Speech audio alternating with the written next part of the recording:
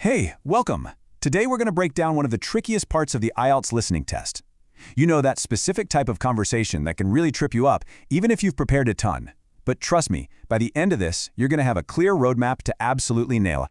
So, what is this super confusing dialogue I'm talking about? Well, you know the one. It's that back and forth where one person has a problem, another person tries to help, and you're stuck in the middle just trying to keep up. You're trying to figure out who's suggesting what, if the idea gets accepted, and if any of it even answers the question on your paper. It can honestly feel like it's designed to confuse you.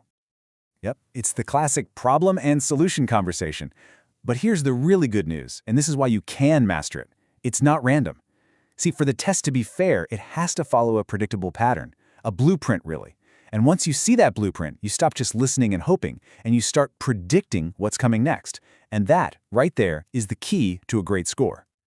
Okay, first things first. Let's look at part one of our blueprint, spotting the problem right from the get-go. So the most important thing you need to listen for is what we call the problem statement. This is that key moment, usually right in the first few seconds, where one speaker just comes out and says what's wrong.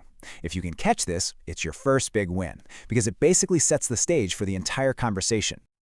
And the test gives you some really obvious signals. Your ears should just perk up the second you hear phrases like these. You know, things like, I'm having trouble with my assignment, or the main issue is, I can't find the library. These aren't just filler words, they're like big, flashing neon signs pointing you directly to the problem you need to understand. All right, so once the problem is out in the open, the conversation naturally moves toward finding a fix. So now, let's map out the different ways help is usually offered. Help really comes in two main flavors, and knowing the difference is so important. First, you've got giving advice. This is when someone suggests something for the other person to do, using phrases like, you should talk to the professor, or why don't you try the online portal? The responsibility stays with the person who has the problem. But offering help is totally different. This is a direct offer to get involved with phrases like, I can print that for you, or let me help you with that. Knowing which one is happening is crucial, because the test question might be something like, what will the man do? And you need to know if he's just giving advice or if he's actually going to do something himself. Now for what I think is the most powerful part of this whole blueprint.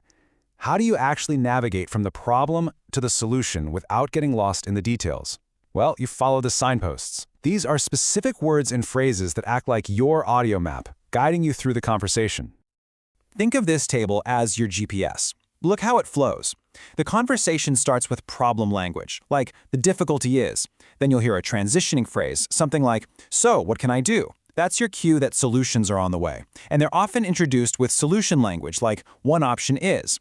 But, and this is so important, you have to listen for the response. If you hear, that's a great idea, bingo, you've probably found your answer. But if you hear, I've tried that already, you know that was just a distractor, and you need to keep listening for the real solution. Okay, so this is all great in theory, right? But the real question is, how do you actually make this work for you on test day, when the clock is ticking and you're feeling the pressure?